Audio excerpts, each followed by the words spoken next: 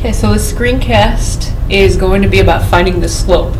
So there's three ways that I'm going to show you how to find the slope in this screencast. The first way will be given a graph. The second way will be given 2 points.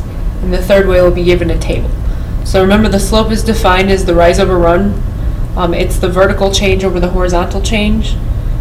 It's y2 minus y1 over x2 minus x1. That's the formula, which we'll get into a little later. And it's also called the rate of change, and I'm going to talk about the rate of change in a different screencast, so we're not even going to worry about that now. So the first method we're going to use is graphically. We're just going to use the counting method. Okay, so typically you see a graph, you're going to see 2 points on the graph, and really you can start at any point you want.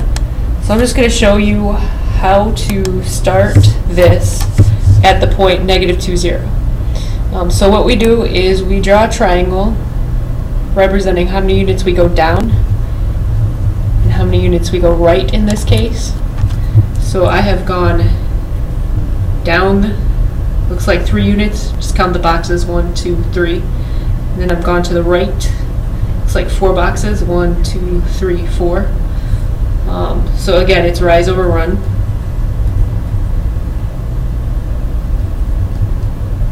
And for the rise, which could mean fall, we went down 3, so it's going to be -3. Then I went over 4 units to the right. That's in the positive direction, so that's going to remain positive. So the slope here is -3/4. Okay, so let's delete this ink, and then I'll show you how you get the same exact slope if you started at this point over here to -3. So this time, I'm going to draw the same exact little triangle. It looks like this time I go towards the left 4, and I go up 3. So again, it's rise over run.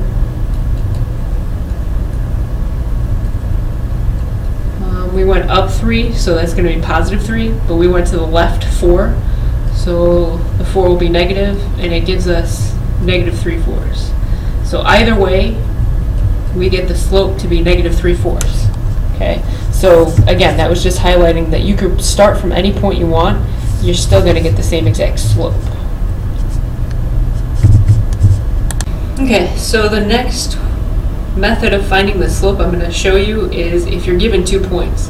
So let's say you're given 2 points, the first one being -3, -10, the second one being 12, 18.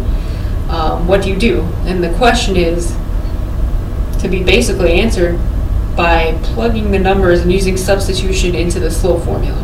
So here's where I'm going to show you where this y2 minus y1 over x2 minus x1 works. So the y sub 2, y sub 1, x sub 2, x sub 1. Where you get that? You just get it from your coordinates. So what we're going to do is make -3 my x sub 1, because it's the first x point, and I'm going to make -10 my y sub 1, because it's the first y coordinate. Then likewise, we're going to do the same thing to the 12 and 18. I'm going to make 12x sub 2, because it's my second x coordinate, and to make the 18 y sub 2, because it is my second y coordinate. And then what we're going to do is just substitute these numbers into our formula.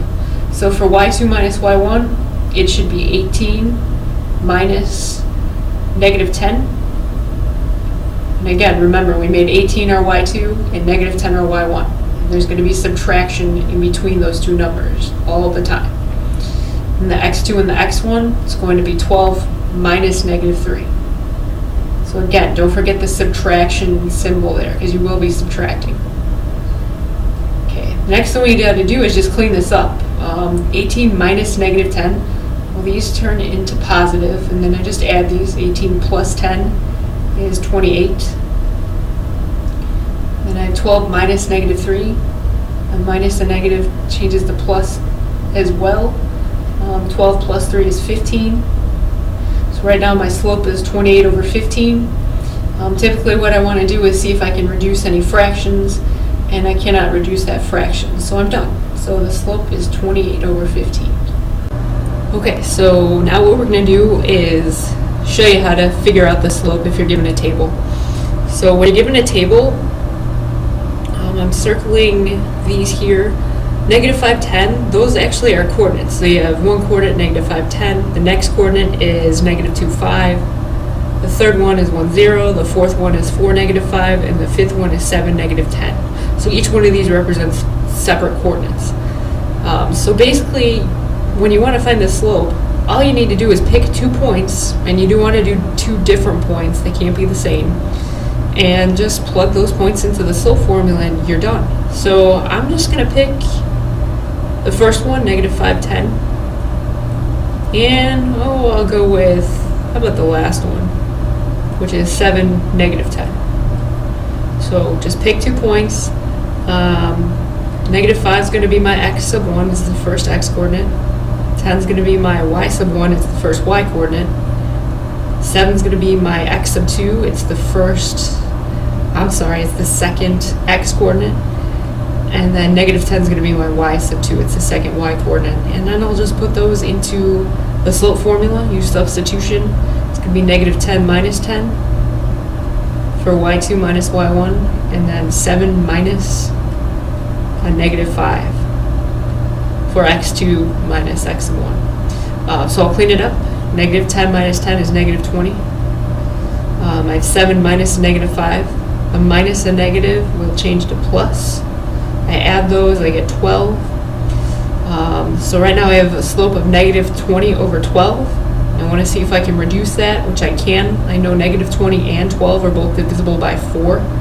Negative 20 divided by 4 is negative 5. And 12 divided by 4 is 3. So my slope here will be negative 5/3. And that's it.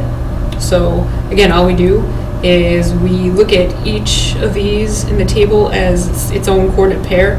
We pick 2 of them, it has to be different, and then we plug those values into the slope formula and we'll find the slope.